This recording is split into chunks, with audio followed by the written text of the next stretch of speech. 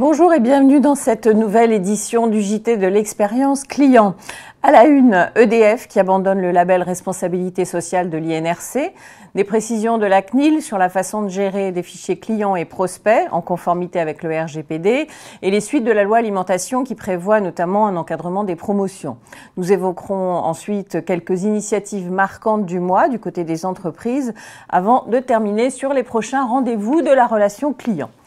À la une, donc, EDF qui tourne le dos au label responsabilité sociale qui faisait jusque-là office de référence sur le marché français en matière de relations clients, celui de l'INRC. En cause, la nouvelle version de ce label, entrée en vigueur en 2018, qui diminue fortement l'importance du critère de localisation en France ou à l'étranger des centres d'appel. EDF, qui a choisi d'implanter 100% de ses centres en France, souhaite un label qui reconnaisse mieux cet effort et annonce qu'il va adopter un référentiel exigeant, je cite, basé sur la norme RSE ISO 26000. L'entreprise veut que soient reconnus ses choix d'implantation, mais aussi ses efforts en matière de formation et d'amélioration des conditions de travail des conseillers clients. Un métier qui représente 5000 emplois dans le groupe, salariés et prestataires confondus. Qu'a-t-on le droit de faire en matière de fichiers clients et prospects pour être raccord avec le RGPD? Afin d'aider les professionnels dans leur démarche de conformité, la CNIL vient de publier un projet de référentiel de gestion commerciale qui apporte un cadre général. Les entreprises peuvent donner leur avis et c'est le moment ou jamais d'ailleurs puisque le texte est soumis à une consultation publique qui prendra fin le 11 janvier. Le référentiel définit notamment dans quel cas un organisme peut mettre en place un traitement de gestion des activités commerciales. Il détaille ensuite les bases légales du traitement, les données personnelles concernées, ainsi que les procédures à respecter concernant les destinataires des informations, les durées de conservation et la sécurité des données. Il évoque enfin l'information et les droits des personnes. Distribution maintenant. À compter du 1er janvier 2019, les promotions sur les produits alimentaires, un levier important de la relation client dans la grande distribution, ne pourront plus excéder 34% du prix de vente aux consommateurs. Une ordonnance précisant ces dispositions a été présentée le 12 décembre en Conseil des ministres. Le texte prévoit également que le volume global de ces promotions sera limité à 25% du chiffre d'affaires ou du volume prévisionnel d'achat entre le fournisseur et le distributeur. Vous pourrez retrouver prochainement sur notre site une explication détaillée de ce texte et de ses conséquences dans notre émission Décryptage.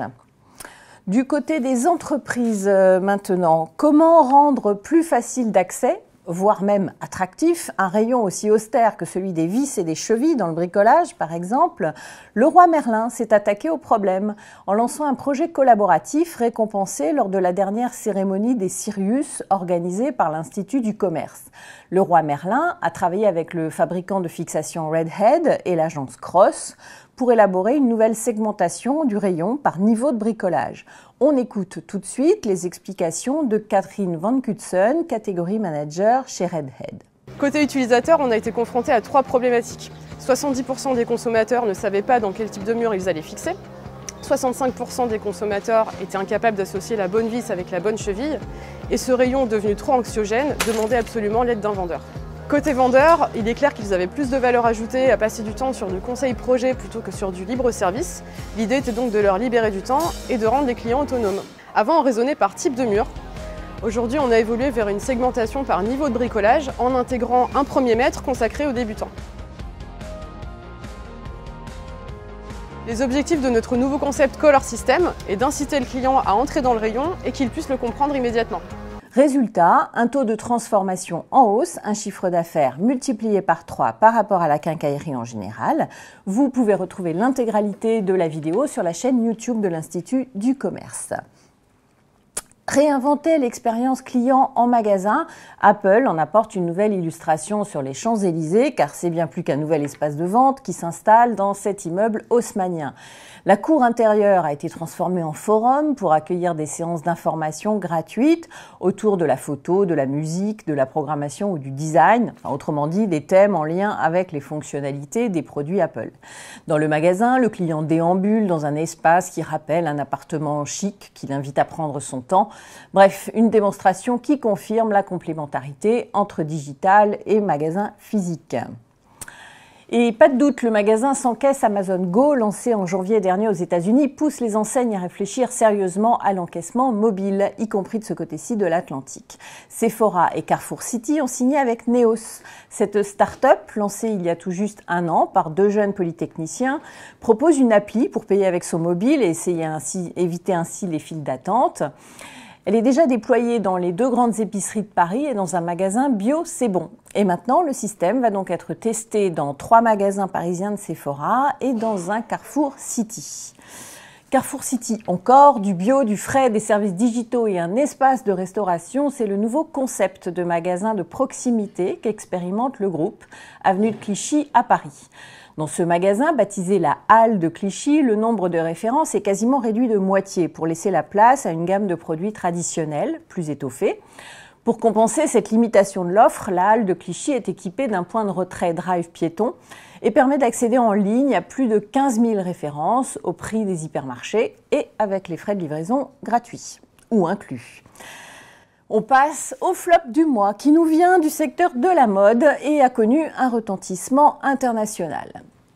Alors qu'elle avait investi des millions de dollars dans un défilé en Chine, la marque Dolce & Gabbana a dû l'annuler suite à une campagne de promotion qui a tourné au fiasco. Pour annoncer l'événement, la griffe italienne a en effet publié une série de vidéos publicitaires qui montraient une jeune chinoise malhabile s'obstinant à utiliser des baguettes pour déguster des spécialités italiennes.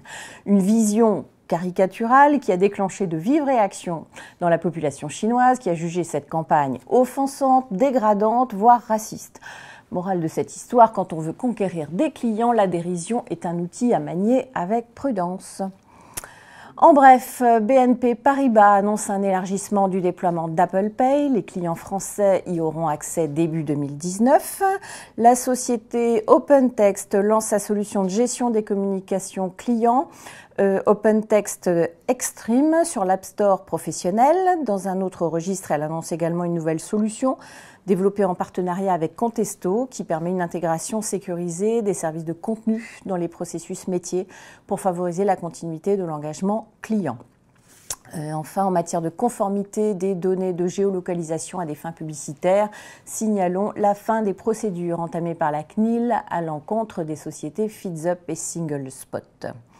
Agenda pour terminer ce journal, 2 dates à noter d'ores et déjà pour 2019, le gala de l'expérience client le 30 janvier à Paris, salle Wagram, et le salon de la relation client du 9 au 11 avril au parc des expositions de la Porte de Versailles. Voilà, la dernière édition 2018 du JT de l'expérience client est terminée. Je vous remercie de votre attention. Je vous donne rendez-vous en 2019. En attendant, ne manquez pas de découvrir sur notre site l'interview de Frédéric Beltoise, directeur des opérations de Med.com, qui détaille sa feuille de route 2019 en matière de relations clients. Ne manquez pas non plus Génération Y avec 2 brillants étudiants de Sciences Po qui nous livrent leur vision du secteur et bien sûr nos émissions habituelles, l'expérience client digitale et le Hababook.